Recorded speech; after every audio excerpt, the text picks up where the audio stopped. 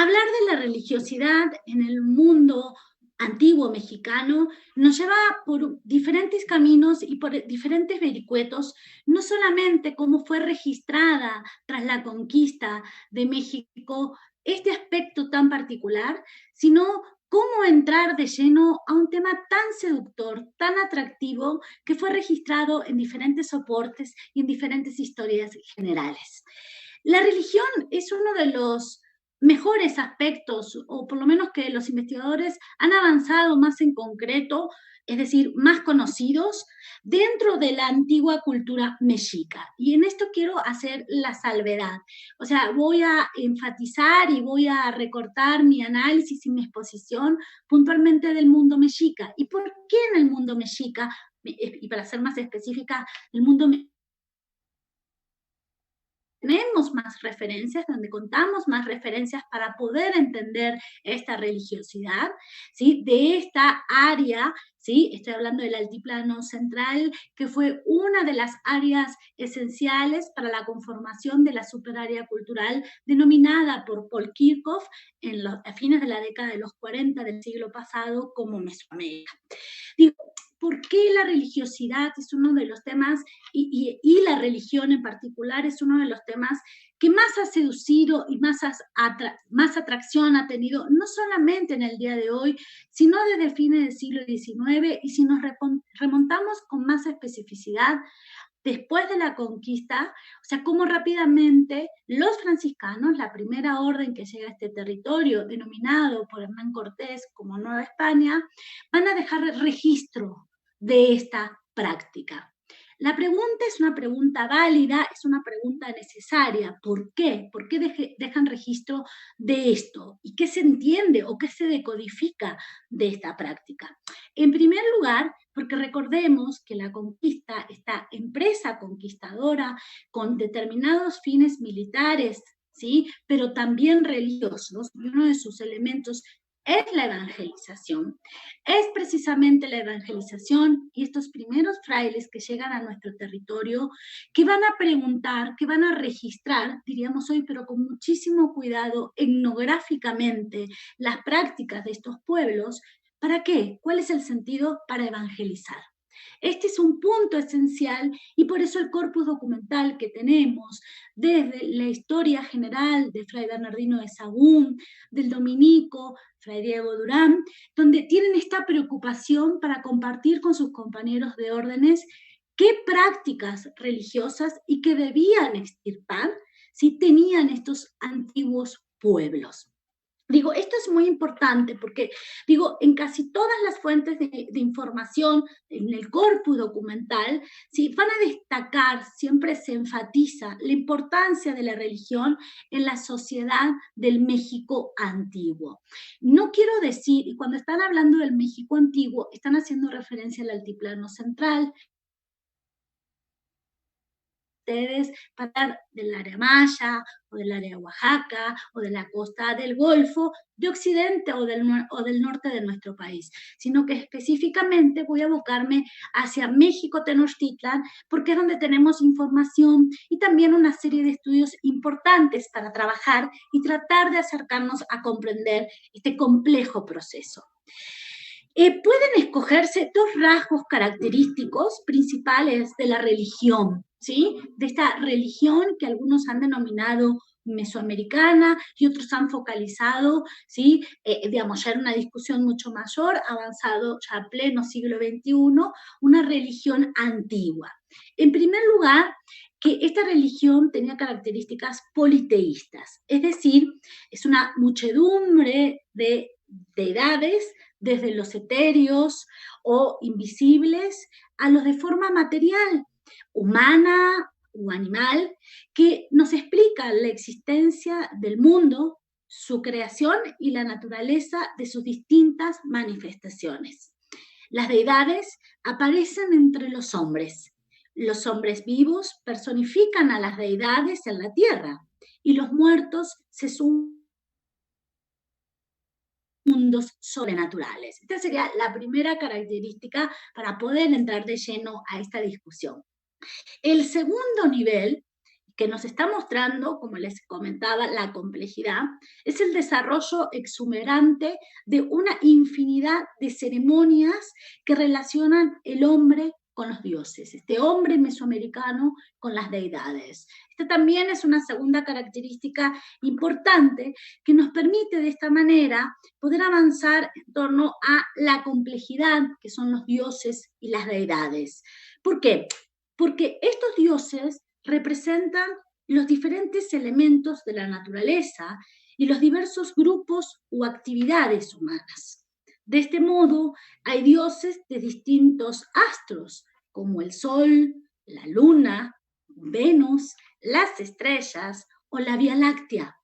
También tenemos dioses de la tierra, dioses de la lluvia, del viento, del agua, del fuego, dioses de plantas y alimentos, importantes todos ellos para que el hombre, ¿sí?, pueda sobrevivir. Y un ejemplo concreto, quiero empezar a bajar en ejemplos para poder pensar estas cuestiones, que estoy hablando de plantas y animales, pensemos nada más ni nada menos que en el maíz. ¿Sí? No solamente el registro narrativo que tenemos en torno al origen del maíz, sino que en la propia narrativa nahua, el hombre, en la creación del quinto sol, que dentro de un rato me voy a referir, somos nada más ni nada menos hechos de maíz por las deidades.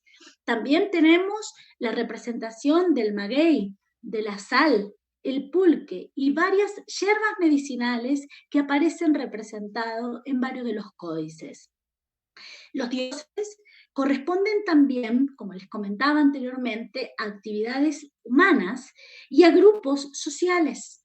Y en este sentido, el panteón, lo que se denomina como panteón mexica, es una imagen de la sociedad en la cual la división del trabajo, los estratos sociales y las unidades políticas y étnicas tienen sus contrapartes divinas. Es lo maravilloso de poder entrar en este tema. Si no es una abstracción, sino que lo que estamos viendo en esta diversidad de representaciones de las deidades también nos está mostrando la variedad y la diversidad, no solamente a nivel social, sino también en las actividades, por eso estoy hablando de la división del trabajo, también hoy hablaríamos de género, de edades femeninas, de edades masculinas, y sobre todo que representan a unidades políticas. ¿Qué quiero decir con unidades políticas? Estoy hablando a centros. ¿Sí? Cada centro tenía su propia deidad. ¿Sí? Nada más ni nada menos, pensemos en el caso de Tenochtitlan, donde su deidad principal era nada más ni nada menos que este guerrero de la izquierda, esta representación fantástica que tenemos, que es nada más ni nada menos que Huitzilopochtli. También tenemos dioses, como les decía, de barrios, de especialistas religiosos, que en los corpus documentales aparecen como sacerdotes. Hoy hablamos de especialistas religiosos, pero también de guerreros. Los tenían, ¿sí?, sus propias deidades. Y tenemos patrones también de distintas actividades humanas, como por ejemplo del parto, de las enfermedades, de la caza, de la guerra, del tejido, de la orfebrería, entre otras actividades. También se cree que el dios de una actividad, o mejor dicho, se creía que el dios de una actividad había o era el que la había realizado por primera vez o era su inventor. Y esto es sumamente interesante y curioso, es decir, no solamente esa deidad está cumpliendo y es el patrón de algún tipo de oficio, diríamos, sino que también es el primero que lo realiza, ¿no? Ahí está cómo se construye la legitimación, perdón. La mayor parte de las deidades tienen forma y personalidades humanas. Algunos tienen forma animales y las formas animales son manifestaciones especiales o lo que se ha denominado en náhuatl el nahuali del dios. Estos que en los corpus documentales aparecen como disfraces de manera incorrecta. Hoy sabemos que el nahuali no es un disfraz, sino es algo mucho más complejo, que es como la deidad está o va a ser encarnada, entre comillas, por una persona a través de un animal. Entre los dioses, cada uno de ellos también tienen una indumentaria característica. Por ejemplo, mantas o bragueros con decoraciones especiales, pintura facial, peinados, pesotes, entre otros elementos que permiten a los especialistas detectarlos. Pero sin embargo, debo nombrar el gran trabajo de Gilgen Olivier, investigador del Instituto de Investigaciones Históricas de la UNAM. Estoy hablando de su texto de Tezcatlipoca, un texto magnífico, exquisito, como su obra reciente, el texto de Mixcoac también, de un grado de exquisitez, donde en el texto de Tezcatlipoca el investigador nos está demostrando que a veces esto que nos parecía como algo mecánico, que podíamos detectar a las deidades a través de algún tipo de indumentaria, es relativo. Pueden repetir o deidades fusionan indumentarias de otras deidades. Entonces aquí hay que ser un poco cuidadoso, ¿sí? Y esto nos lleva a un paso más de complejidad.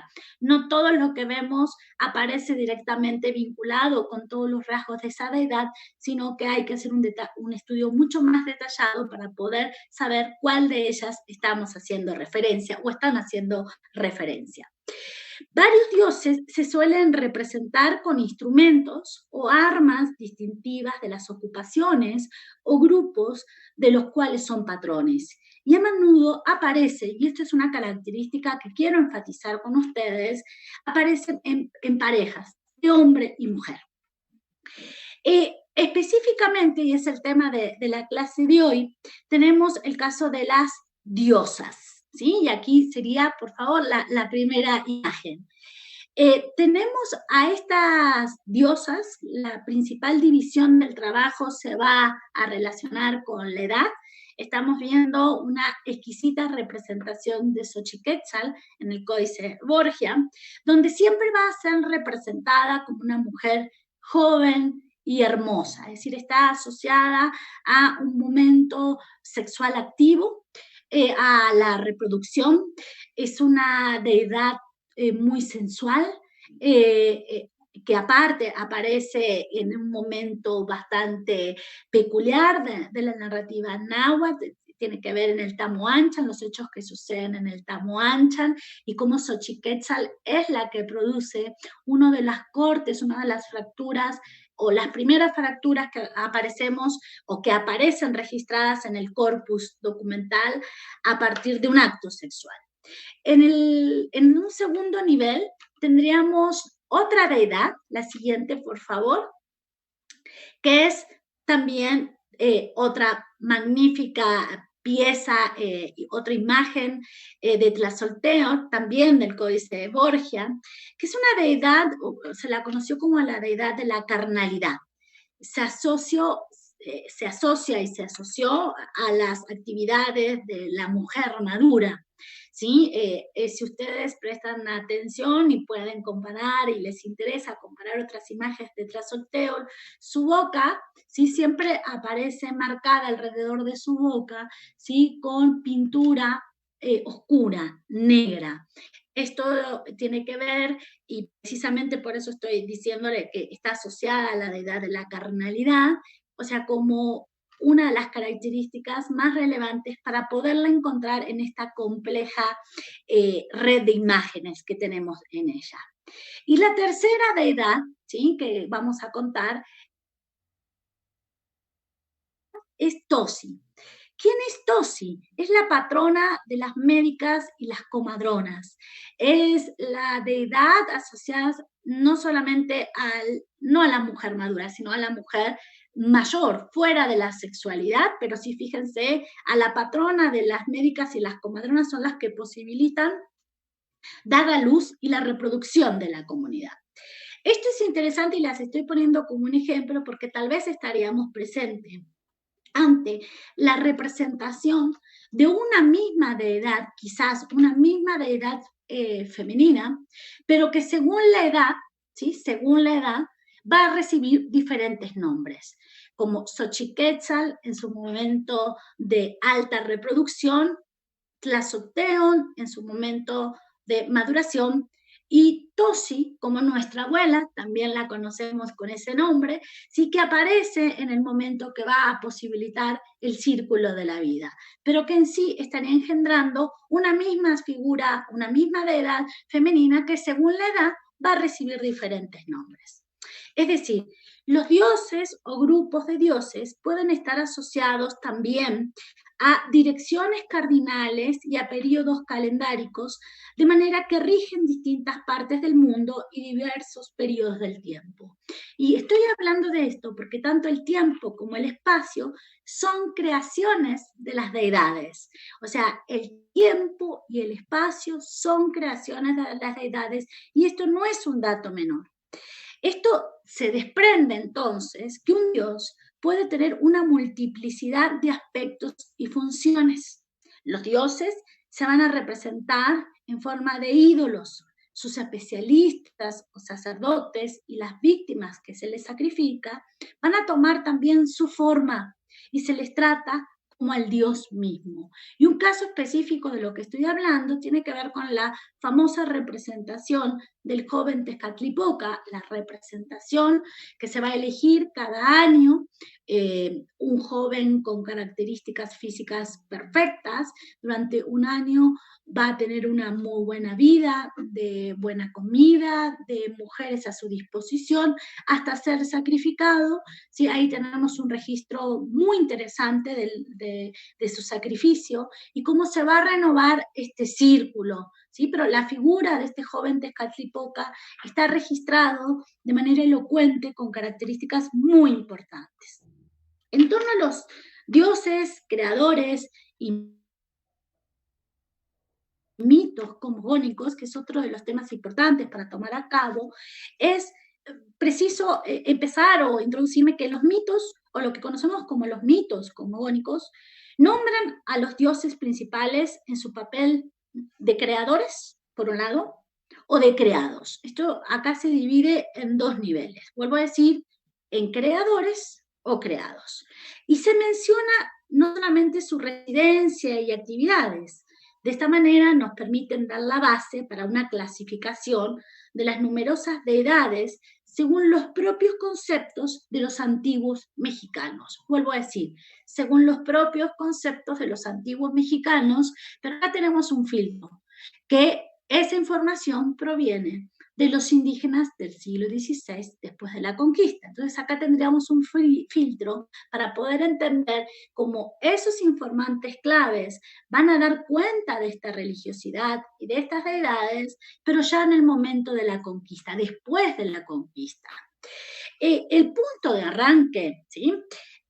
Aparece con una pareja de dioses creadores que residen o residían en el cielo superior o treceno cielo, de cuyo principio y creación nada se sabía. Se llamaban, la siguiente imagen, por favor. Aquí los vemos. Tonacateutli, lo vemos la imagen en el Códice Borgia y en el Códice Telleriano Remensis, es decir, el Señor de nuestra carne, y Tonacacihuat, ¿sí? La mujer de nuestra carne, o también Omotecutli, ¿sí? Señor 2, y Omecihuat, mujer 2. La siguiente, por favor. ¿Sí? Aquí los tenemos. Ser estas deidades creadores. Por eso digo que este es el punto de arranque, este es el origen. Su cielo, ¿sí? El lugar de residencia se llamaba Omeyocan, ¿sí? El lugar de dos. Y va a tener esta pareja 4 hijos. Vamos a la siguiente, por favor. El primer hijo es Tlatlauqui, Tezcatlipoca, humo de espejo colorado. El segundo, Yayauqui, Tezcatlipoca, humo de espejo negro. La siguiente, por favor. Y Quetzalcóatl y Huitzilopochtli. Estos 4 hijos, ¿sí? Y creo que acá ustedes pueden observar claramente que acá tenemos una narración que este informante clave que va a narrar este origen, indudablemente es un Tenochca. ¿Y por qué digo esto? Porque incluye en estos 4 hijos de los dos padres creadores, a la deidad de México Tenochtitlan. ¿Sí? Esto es muy interesante y cómo podemos observar la narrativa, cómo va cambiando según cada centro. Por eso estoy hablando y prestando atención, creo que con ustedes, creo que puedo ser bastante clara con las imágenes, cómo aparece, ¿sí?, insertado en esta creación Huitzilopochtli, la deidad de México Tenochtitlan. La creación del resto del mundo y de los demás dioses fueron obra de estas cuatro deidades. Vuelvo a decir, Tlatlauqui, Tezcatlipoca, Xaxauqui, Tezcatlipoca, Quetzalcóatl y Huitzilopochtli. Ellos van a crear una serie de 9 o 13 cielos. Y digo 9 o 13 cielos porque también eso tiene que ver con los diferentes corpus documentales. A veces dicen que son 9, a veces dicen que son 13, y también una serie de 9 inframundos. Aquí quiero hacer un paréntesis y una salvedad. Generalmente cuando se habla de 9 inframundos, esta categoría se la va a apropiar los franciscanos para asociarlo y compararlo con el infierno. El inframundo para el mundo mesoamericano no es el infierno, no es un lugar de castigo, sino es parte de uno de los pisos de los 3 niveles donde se organiza, ¿sí?, este mundo. La parte celeste, la parte terrestre y la parte del inframundo. Cada uno, vemos los 9 o 13 cielos celestes, el área celeste, el área terrestre es una, y por abajo tenemos 9 inframundos. También van a crear los dioses o seres que van a regir cada nivel. Esto es muy interesante. Fíjense cómo están creando. Crean estos niveles, crean estas deidades y deidades que van a regir cada uno de estos niveles. También van a crear el agua y con ella un animal muy particular. La siguiente, por favor. Estoy hablando de Zipactli, ¿sí?, del cual se hizo la tierra. ¿Sí? Zipactli tiene el nombre también, puede aparecer como Tlaltecutli, y posteriormente vamos a ver unas imágenes al final de el hallazgo que se realizó, uno de los magníficos hallazgos que se encontraron en Templo Mayor, ¿sí?, de Tlaltecutli. Hoy está expuesta en el Museo de Templo Mayor, pero digamos, aquí tenemos una de las representaciones monumentales y exquisitas. Estoy hablando a nivel iconográfico también. Zipactli y Tlaltecutli tienen la forma de un monstruo. Fíjense la representación de su piel, ¿no? La forma es monstruosa de la que se formó. Esto es muy interesante. Y también se la personifica en forma de diosas relacionadas con la fertilidad. También estos 4 dioses van a crear el fuego, cuyo nombre, ¿sí?, como dioses puede ser, y un ejemplo concreto para el posclásico tardío es Xutecutli. Digo, para el posclásico tardío porque la deidad del fuego aparece registrada desde el preclásico, pensemos nada más que ni nada menos que en el sitio de Cuicuilco, donde aparece Huehueteotl. También Huehueteotl lo tenemos para el clásico, en el caso de Teotihuacán, pero para el posclásico tardío desaparece este nombre y la deidad del fuego va a aparecer con esta denominación, Xutecutli. El fuego se concebía a veces como perteneciente a la región celeste, pero también el fuego podía ser denominado por el lugar que reside en el centro de la tierra, en el Tlalchico, ¿sí? Otro de los nombres, ¿sí?, que aparece asociado como dios del fuego es Otontecutli. Digo, acá tenemos la deidad con diferentes denominaciones. De la creación de este fuego, los 4 dioses creadores van a crear un medio sol. Un medio sol, y voy a dejarlo acá pendiente para poder seguir algunas cuestiones importantes y poder entender la complejidad de la cual estamos hablando.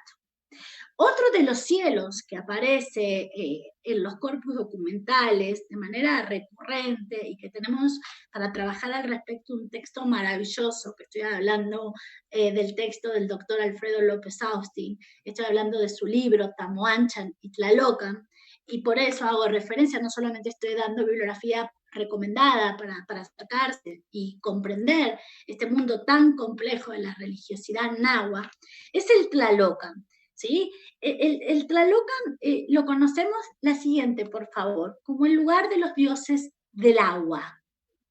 Esta imágenes que estamos viendo, creo que para muchos de ustedes es conocida, está en la sala Teotihuacán, en el Museo de Antropología de nuestra Ciudad de México, donde tenemos una representación, es la de la derecha, ¿sí? La representación del Tlalocan con este famoso cerro, esta famosa montaña, y que afuera están realizando diferentes actividades. Es una iconografía estéticamente preciosa, pero aparte simbólicamente muy compleja, que a la vez nos está llevando a pensar en torno a la fertilidad de este mundo mesoamericano y cómo se representa. ¿Y quiénes son los que rigen en este mundo del Tlalocan, en este nivel del Tlalocan? La siguiente, por favor. Lo va a regir y para eso van a crear a Tlaloc, que es su mujer, Chalchitlicue. ¿Sí? Ahí lo tenemos. A la derecha aparece Tlaloc y a la izquierda Chalchitlicue. Los dioses también van a crear el primer hombre y la primera mujer. La siguiente, por favor. Estoy hablando, bueno, esta imagen también es otro de los lugares donde se puede ir después de morir, y específicamente para el mundo náhuatl, lo que sabemos es que era muy importante, sí era muy importante que se nacía. Después voy a referirme específicamente qué pasa cuando se nace, pero lo que interesa, ¿sí? Sobre todo son las formas de morir. Y en este registro, es un registro exquisito. Lo que vemos aquí también es la representación de un nivel de, sobre todo los niños que mueren, ¿sí? De temprana edad, de meses, y cómo van a este nivel, donde tenemos la representación de este árbol, como ustedes lo pueden ver en este códice escrito o transcrito, como lo ha denominado Miguel Pastrana, donde nos dice, chichi, fíjense, ¿no? Aparecerían estas mamas, ¿sí? Femeninas, estarían dando de comer a estos niños. Esto también nos está mostrando la preocupación del mundo náhuatl, hacia dónde van, hacia qué niveles se encontrarían los niños que mueren a temprana edad, y la preocupación, ¿sí? Comiendo. Esto también nos podríamos inferir al respecto que estaríamos presentes ante una sociedad donde la mortandad infantil era importante, y por eso esta representación. Las cuestiones no se representan porque sí, sino que tienen un sentido. Ahora sí, la siguiente. Ahí estamos viendo del Tamoanchan, que era lo que también es otro mundo importante, que yo hacía referencia a partir del texto del doctor Alfredo López Austin.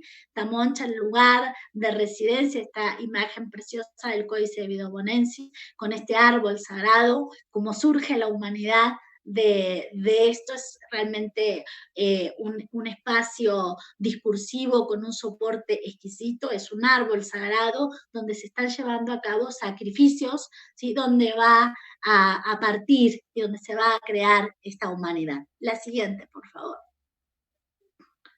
Bien, y aquí aparece lo que comentaba yo hace un rato, la creación, ¿sí? Del primer hombre y la primera mujer. Es lo que vemos en la parte central del Códice Borgia, ¿sí? Estoy hablando de Zipactonal y Oshomoko. A él o a ellos específicamente, a él le van a encomendar trabajar la tierra, y que a ella tejer, ¿sí? Las deidades le van a designar qué actividades llevar a cabo. Igualmente le dieron a ella granos de maíz, creo que lo pueden estar viendo en la imagen perfectamente, para usar en las adivinanzas, y además crearon, y acá es un punto esencial que yo hace un rato hacía referencia, porque van a crear el calendario. El calendario no es otra cosa más que es una creación divina del tiempo, del registro del tiempo. Y esto me parece interesante para reflexionar. Las creaciones, como dije, no solamente son creaciones divinas, sino que cada centro tiene su propio calendario, su propio registro del tiempo, su propia edad, su propia forma de pensar la temporalidad. Para revivar, para que viva, para que gobierne, entre comillas, el más bajo de esos 9 inframundos, van a crear a Mictlán, ¿sí? En el Mictlán van a crear, o mejor dicho, va a ser gobernado por una pareja. Recuerden que en la creación de las parejas, las edades siempre aparecen en pareja. Tenemos a Mictlantecutli y su mujer, Mictatzigua, ¿sí? ¿No? O sea, aparece esta pareja como la que gobierna, lo digo con mucho cuidado, pero que está organizando el Mictlán. Vuelvo a enfatizar que el Mictlán fue uno de los lugares que va a ser apropiado discursivamente los franciscanos y asociados sí, con el infierno, pero nada tiene, absolutamente nada tiene que ver con el discurso religioso católico, ¿no? El Mictlán no tiene ese sentido. Y de los primeros hombres y de la primera mujer van a ser Pilsentecutli. Y para que se le pudiera casar, las deidades crearon con los cabellos de la diosa suprema de Xochiquetzal, si ustedes recuerdan, fue la primera imagen que vimos, ¿sí? Precisamente de los cabellos de estas deidades es donde se va a crear, ¿sí? A Xochiquetzal. Viendo que el medio sol, que era donde me había quedado hace un ratito, alumbraba poco, muy poco, las deidades van a decidir crear otro sol que alumbrase toda la tierra. Y no solamente que crease toda la tierra, sino que para sostener a este nuevo sol tan poderoso, van a tener una característica, que este sol comience con. Y para ello hicieron la guerra. Fíjense que acá es la legitimación de la guerra. La guerra en el mundo mesoamericano no es una guerra de exterminio, es una guerra sagrada, es un acto sagrado, donde lo que se busca no es la eliminación del otro, sino es la búsqueda de cautivos para realizar un sacrificio y apropiarse de manera comunitaria su tonali, es decir, la energía que todos tenemos, y ese tonali, ¿sí?, es el que va a ser transportado y le va a dar esa energía para que él salir todos los días, ¿sí?, del Mictlán, del inframundo, y pueda alumbrarnos y llevar la vida. Esto es importante, hablar de esta creación del quinto sol, porque el quinto sol fue creado en un lugar específico, y aquí sí tenemos una coincidencia. Es en nuestro maravilloso Teotihuacán. Es en Teotihuacán donde se crea el quinto sol. Es una narración muy exquisita, muy interesante para saber, porque es a través de la hoguera, ¿sí? Son dos personajes, Tezitecatl, ¿sí?, que después va a ser la luna, Nanahuatzin, que va a ser el sol, dos personajes que aparte es a través de cruzar la hoguera que se van a convertir en estos astros. Pero quiero comentar algo muy brevemente. El preferido de estos personajes por los dioses para hacer el sol no era Nanahuatzin, era Tecotecatl, ¿sí? Pero sin embargo, en el momento que Tezitecatl se va a arrojar, tiene que arrojarse por el fuego para convertirse en el sol, como que no se atreve y se queda, pero Nanahuatzin sí se lanza, ¿sí? Cuando describen a Nanahuatzin aparece como un personaje con problemas de piel, esto es muy interesante, atraviesa y se convierte en el sol. Esto es muy interesante porque no sería el elegido, pero sin embargo esta función. Después de la creación de este sol histórico, hay varias narraciones acerca que los dioses crearon nuevos hombres o que tienen descendientes en la tierra, cuyas aventuras siempre se van a enlazar directamente con los antecedentes históricos de los pueblos y de los linajes dominantes. Esto es importante.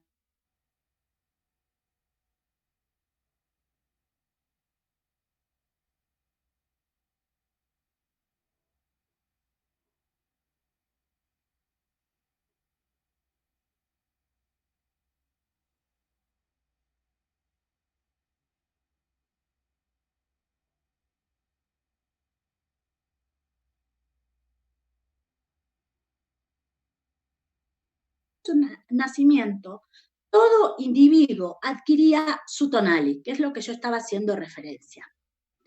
El cual, el mismo nombre que el día de su nacimiento, el tonali recibía el nombre, ¿sí? Y el personaje recibía el nombre, el hombre, a partir del día de nacimiento o el día que se celebraba un rito con el recién nacido. Este signo determinaba la personalidad y el destino de la persona. Pero sabemos también a partir de Fray Bernardino de Sahagún que no siempre era así, que posiblemente si una de las criaturas nació en un día funesto, ¿sí? Lo que se hacía era mover, ¿sí? Mover el día. Lo que realmente hay una preocupación en el mundo náhuatl, en el hombre náhuatl, es que pasa tras morir, las formas de morir, a dónde se va. Pero antes de entrar en esto, que ya algo avanzamos, quiero hablar sobre lo que es la fuerza vital, los sentidos, la inteligencia. Pensaba en el mundo náhuatl que no residía en otra parte más del cuerpo humano que en el corazón, en el xolotl. Esto es importante porque nos ayuda a entender por qué el sacrificio y la extracción del corazón. Los muertos, como les decía, iban a diferentes moradas según las circunstancias de la muerte. Por ejemplo, los que morían de muerte natural iban al Mictlán. El recorrido para llegar al Mictlán aparece como 4 años y está asociado al norte. Fíjense, y ahora vamos a empezar muy brevemente a marcar la orientación, ¿sí? Que tienen con los puntos cardinales. En el Tlalocan, ¿quiénes iban al Tlalocan? Los ahogados, los muertos por un rayo, los que mueren, los que tenían lepra, no se los cremaban, ¿sí? Y está asociado al oriente, ¿sí? Y después tenemos, que lo habíamos visto, los niños muertos en la infancia, que siempre se los representa como colibríes, es una imagen preciosa, asociada al oeste. Y por último, como lo veíamos, tenemos en el Tamoancha, ¿sí? Y el Tamoancha es un espacio que si bien no tenemos mucha referencia a dónde se puede ubicar, a veces sí nos dice dónde están, ¿sí? Quiénes son los que están residiendo y dónde están, que están en el último cielo. Guerreros que morían en el campo de batalla o sacrificados, mujeres en el parto, en el primer parto, o los mercaderes, los conocidos postecas que cumplían un rol esencial para México Tenochtitlan, no solamente como espías, sino como informantes clave de los productos que había en diferentes provincias, son los que van a estar asociados al sol y que van a acompañar al sol en esta guerra sagrada. La siguiente, por favor.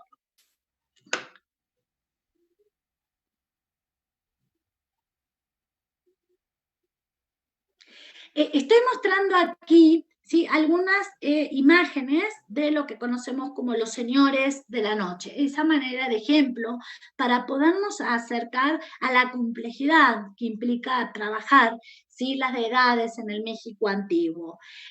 No puedo dejar pasar que si alguien está interesado, uno de los trabajos pioneros sobre este tema es el alemán Seller, ¿sí? Fue Seller quien no solamente se abocó al trabajo de los códices, sino a las láminas que componen los códices y a la complejidad de estas deidades. La siguiente, por favor. Y acá puse en esta imagen para compartir con ustedes cómo aparecen si 4 deidades, indudablemente de tradición tenochca, asociados como patrones de la guerra. Tlaloc, aunque a ustedes les llame la atención, pero Tlaloc es el de abajo, el inferior a la derecha. Tenemos todos los elementos de Tlaloc, que tiene un chimali, un escudo, así que por eso se lo asocia a la guerra. Tenemos a Xutecutli, a la deidad del fuego. Tenemos a Mixcoa, que es el que aparece rayado, ¿sí? A la izquierda en la parte superior, y a Xipetotec, que aparece como siempre aparece la representación de Xipetotec, es abajo a la izquierda, en la parte inferior, con la piel, por eso aparece con los ojitos cerrados, porque está portando la piel de la víctima sacrificial. Vamos a la siguiente para poder dar un cierre y una invitación a todo este tema. Estoy mostrando aquí, como planteaba al principio, los dioses patrones de los barrios, especialistas religiosos, guerreros, ciudades, nada más que a manera de ejemplo para poder ver la complejidad de la cual nos encontramos y que ustedes pueden acercar desde una intención, desde una curiosidad muy válida, para pensar y para poder entender a esta sociedad. La siguiente, por favor. El Tonalpowal, y aquí muy brevemente me quiero detener. Cuando uno de los temas, cuando hablamos de edades y que ya hice referencia en otras partes de mi exposición, en torno al tiempo y el espacio, ese es uno de los temas que también ha llamado muchísimo la atención, que es el calendario mesoamericano.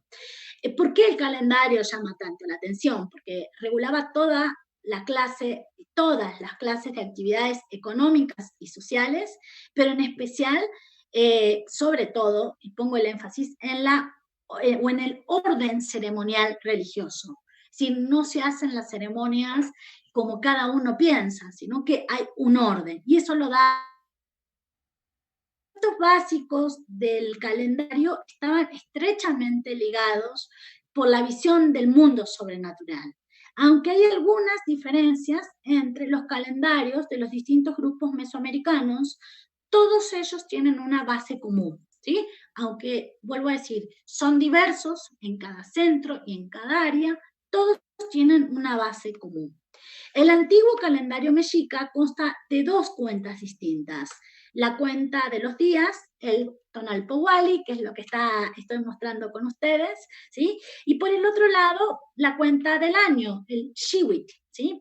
El año para el mundo Tenochca o el mundo Nahua tenía 365 días reunidos en 18 grupos de 20 días, cada uno, más 5 días extras. Estos son los famosos 5 días funestos, o en náhuatl como Nemontemi. ¿Sí? Son los días donde la oscuridad baja, donde es un mundo muy peligroso, es un mundo liminar. Y esto es muy interesante, ¿no? Para pensar qué sucede en esos días. La cuenta de los días, todo día recibía un nombre, un numeral y un signo. Los numerales iban del 1 al 13 y los signos son nombres de animales u objetos que son 20. Y ahí tendríamos el calendario o la cuenta de los 260 días. Entonces tenemos el de 365 y el de 260. Este periodo de los 260 días estaba subdividido en 20 trecenas, cada una de las cuales comprende los 13 días que tienen los numerales del 1 al 13. Cada signo tiene un dios patrón y está asociado a un punto cardinal. Vamos a lo siguiente, así podemos ver en una tabla, ¿sí? Más claramente de lo que les estoy planteando. Como ustedes pueden ver, son 3 columnas: signo, punto cardinal y el dios patrón, ¿sí? Esto es muy interesante para pensar, porque las dos cuentas de los días y del año se combinaban en el sistema de dar nombre a los años. Cada año llevaba un nombre que es el del día determinado del año. La siguiente, por favor. Para cerrar, aquí vemos, para seguir viendo, ¿no?, la complejidad en la cual estamos presentes. Gracias. La siguiente, por favor. Bien, algunas imágenes que yo traigo compartir para ustedes, seguramente muchos de ustedes las conocen. Esto es parte de las piezas que se encuentran en la sala chica del Museo Nacional de Antropología. Algunas de las representaciones que tenemos de deidades, en este caso de Chicomecoatl. La siguiente, por favor. De Coatlicue, una pieza exquisita, monumental, que tiene una historia maravillosa desde su hallazgo, a las veces que fue enterrada y desenterrada, hasta la llegada en el siglo XIX del investigador alemán Humboldt, que recorrió todo nuestro territorio y que fue nuevamente sacada, cavada para mostrárselo a él. Digamos, la historia de Coatlicue, madre de Huitzilopochtli, que indudablemente nos hace asociar y referenciar a Coatepec, a los hechos de Coatepec. Es una imagen impresionante, es una pieza exquisita también en la sala mexica. La siguiente, por favor.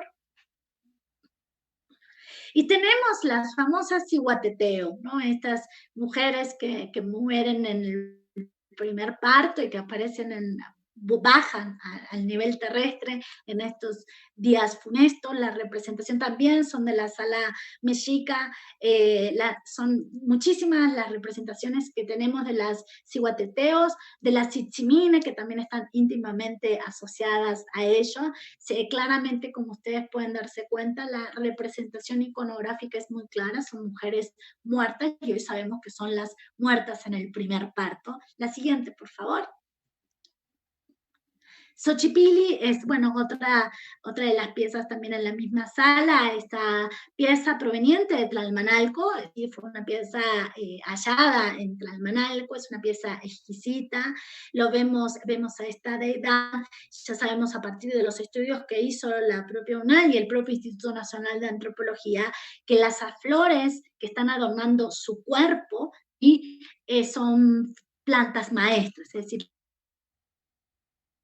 de la posición de la deidad está reflejando su actividad. La siguiente, por favor.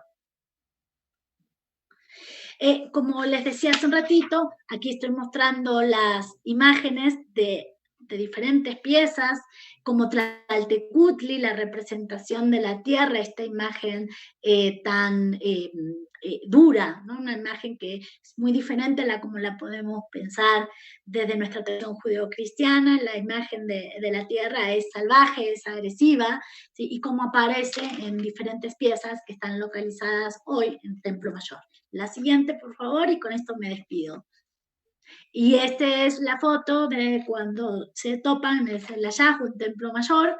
Hoy es parte del nuevo lobby de Templo Mayor, cuando ustedes posiblemente esperemos que pronto o el año que viene puedan encontrar la parte de lo que hoy es el lobby de Templo Mayor, es donde fue hallado Tlaltecutli. Hoy está la pieza con un trabajo magnífico que hicieron los arqueólogos, Leonardo López Luján, el doctor Matos Moctezuma, entre otros más, toda la gente que ha recuperado y que ha trabajado en los colores, en los pigmentos originales que se encontraron. La pieza la tenemos hoy en el hall principal del Museo de Antropología. Dicho esto, esta pequeña clase es una muestra de la cantidad de elementos y de caminos que tenemos que recorrer. Es un mundo sumamente interesante, un mundo totalmente seductor para muchos de nosotros, donde nos muestra y nos confronta todos los días a los que nos interesa el tema a ser cuidadosos y también a ver los caminos que tenemos para seguir, para desentrañar y tratar de explicar este complejo mundo que es la religiosidad del mundo náhuatl y qué queda de esa religiosidad del mundo náhuatl preclásico, ¿no? del periodo prehispánico, a partir de las voces de los indígenas del siglo XVI y del siglo XVII. Por mi parte, muchísimas gracias, espero poderles haber acercado, nada más, es digamos, una pruebita para dejarlos picados y para que sigan tomando las clases en nuestro diplomado, y les deseo muchísimas